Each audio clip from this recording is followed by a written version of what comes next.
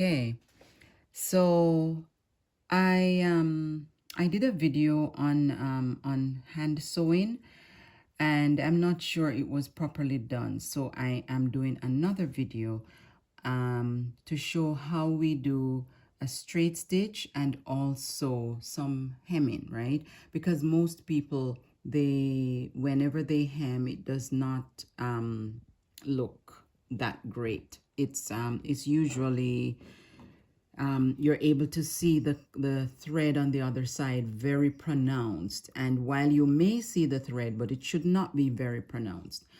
So right now I'm just going to show you how to do some straight stitch, and you can put a knot at the end of the thread or you can leave it. So I'm just going to leave it to show you how I would do it if I did not put a knot there. So I'm going to leave a portion of the thread hanging, and then I'm basically going to put one or two small stitches just around where I started, just to get the thread have it sealed.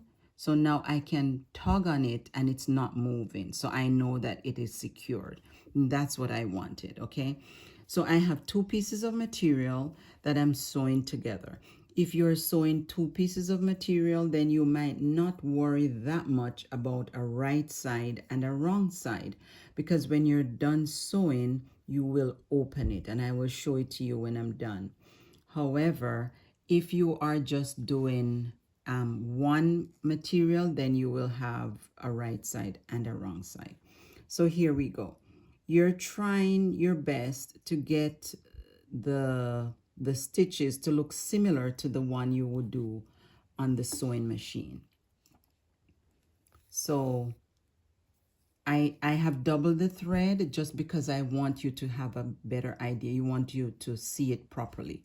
So that's our first stitch. And the second one, we're putting the needle behind the thread, and then we bring it forward.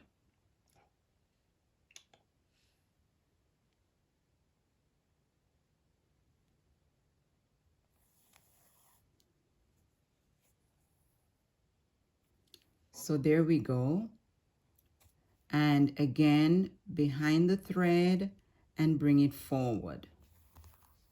And this way you have your stitches will look very neat.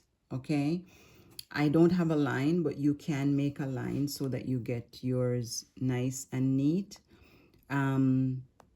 But this is what we do when we don't have a sewing machine. Then we ensure that we sew it, that it holds. This way the thread holds the material firmly, and you don't have to worry about it releasing or pulling out, right? So you make them, try to make them the same size as best as possible, to get the same size with all the stitches. But that's how you are going to do your straight stitch.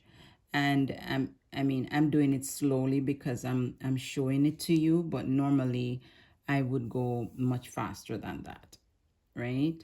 So, and what would you would not finish as quickly if you were sewing it on the sewing machine, but at the same time, once you have the hang of it, then you are able to do it very, very fast. Okay, and when you're done, so there it is. Yeah, and when you're done, then you would make your knot and finish your, when you have finished your line or the area that you're sewing, then you would knot your thread, cut it. And because in this case we have two pieces of material, then these two sides are the wrong sides. You would have the two right sides facing each other, and this is what your thing would look like at the end, right? So it looks just as though you had stitched it on the sewing machine. And remember, I'm using a different color thread just because I want you to see it. I want you to be able to see it. But you would use a white thread or a color that's closer to your material, right? Okay, so let's do a little bit of hemming now. So let's fold it. Oh, this is what the wrong side looks like, or the other side. That's what the other side looks like, but this is the side that you would show, okay? And then let's do some hemming quickly. And for the hemming, I'm not going to use double thread because I noticed that it's trying to make a knot on it. So again, you need to hold your material properly. So you want to have your fingers, the material wrapped around your finger and your thumb holding it in place along with this other finger. I mean, if you hold it a different way, then that's fine too. But you want to ensure that you hold it properly. And I'm just pushing it under here at first, just because I want to make the knot, because I didn't make a knot on it, so I want to be able to fasten it so that it does not pull away. So usually I try to do it once or 2 or 3 times. And remember, you will also use your thimble so that your finger is not hurting at the end, right? Okay, and then you are picking up a small amount of the material. Can you see? Just a small amount on the thread. Just a small amount. Yeah. And then you will put it to the top. So you're going bottom, top, bottom, top. That's what happens when you are when you're hemming.